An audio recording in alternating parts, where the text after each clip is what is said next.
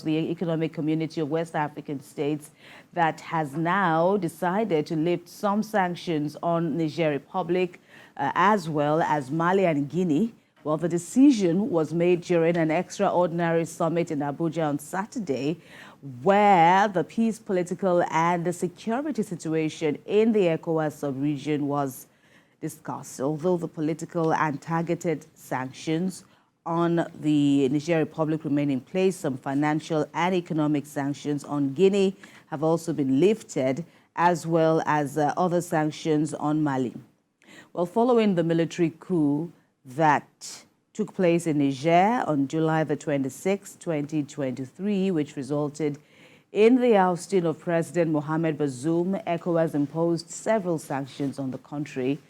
Well, during Saturday's emergency summit, the president of the ECOWAS Commission, Omar Alieu Touray, listed some of the sanctions that have now been lifted, and they include the reopening of land and air borders between all ECOWAS countries as well as Niger Republic, which allows which will now allow commercial flights to and from Niger Republic, as well as resuming commercial and financial transactions between ECOWAS member states and Niger Republic. And there's also the lifting of the earlier sanctions that had frozen all service transactions, including utility services.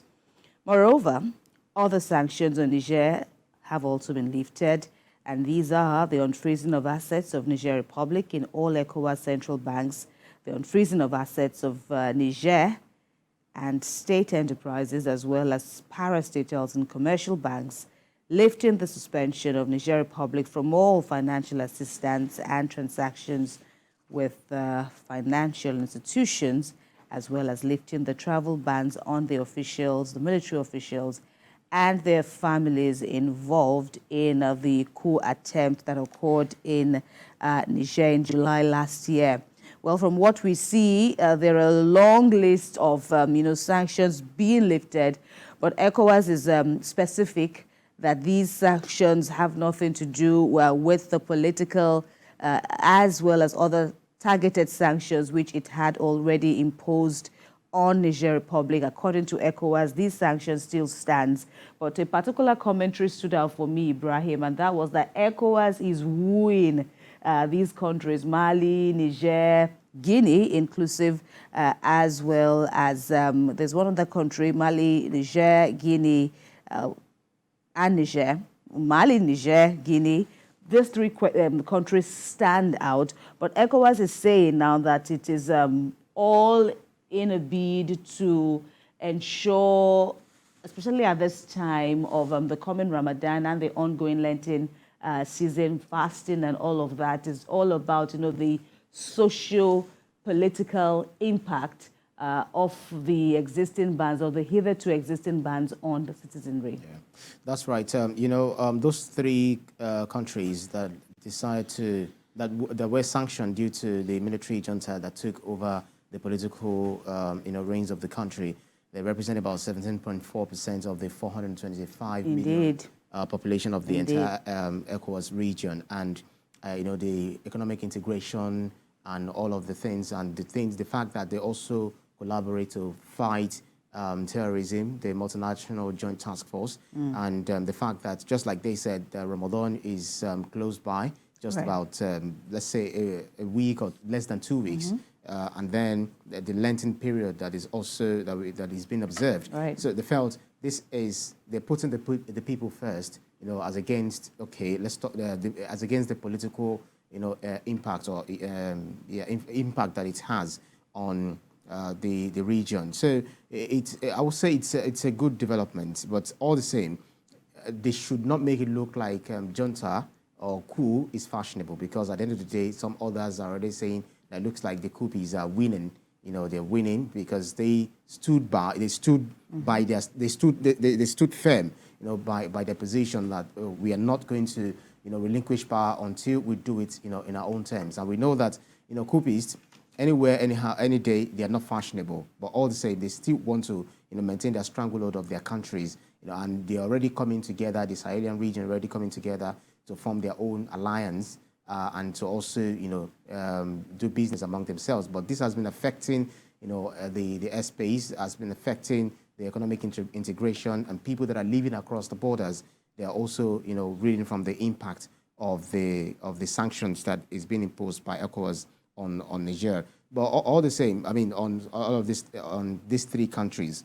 But all the same, it's very important that Nigerians and all other citizens within the ECOWAS region need to understand that what is to be done, or what is worth doing at all, is worth doing well. So they should also advocate the return to democracy, as soon as possible. Yeah, of these three countries, because if that is allowed to stand, then it can also spill over to all other countries. Right. And of course, the sanctions were lifted on Mali, Niger, Burkina Faso. Yeah. Guinea was also, affected in this, or included in this reprieve that ECOWAS granted these countries. So they're about four in number. And you've made some instructive points. One of which is that ECOWAS should not be seen to be weak, and it shouldn't be seen that military takeover is the next most fashionable thing, as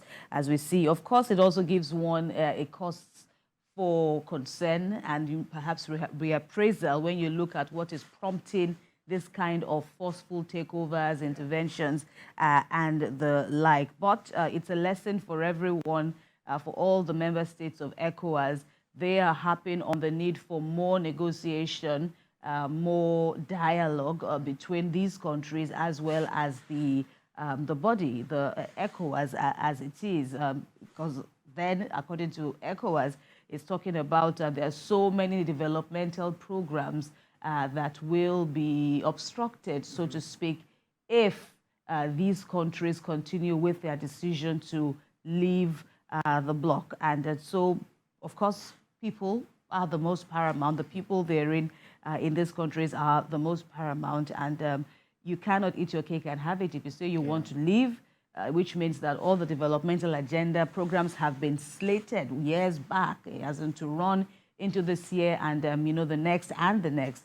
And so if you choose to leave, your people are going to be the poorer for it. So all of this, well, it may seem that yes, ECOWAS is weaker, even if it does seem like ECOWAS is weaker or wooing, right? But putting the economic advantage, above every other absolutely. thing. I understand that power has also been restored to Niger, since the sanction has been lifted. Has been lifted, as a form of reaction. Yeah, so form of reaction. But then you realize that this junta, when the sanction was in place, they started investing in solar panel, generating power themselves. They became quite creative, and they are also trying to harness because they were cut off resources. Their own resources to their own advantage. And they also said, listen, we don't want to have it. They want to sever ties with the colonialists, the French colonialists, which decided to just take everything, hook, line, and sinker to themselves,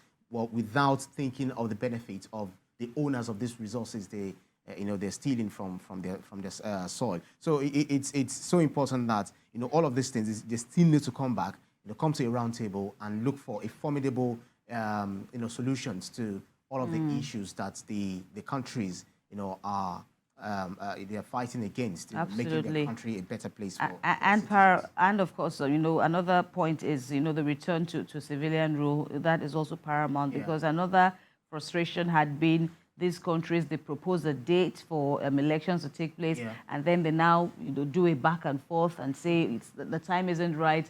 There are still things that need to be put in place before elections, civilian elections can hold, and so all this back and forth do not spell good, so to speak, for international development. Interesting times, you say. We wonder what kind of discussions, but we hope that all the discussions, everything that needs to be done for the good of the people, is harnessed at this time. Well, that's for the sub-regional side now. On the national, in the country, so to speak, we're also monitoring developments in Nigeria, especially as the federal government continues to put measures in place to stabilize the economy, well, President Bola Tinubu has established an economic advisory committee comprising the federal government, subnationals,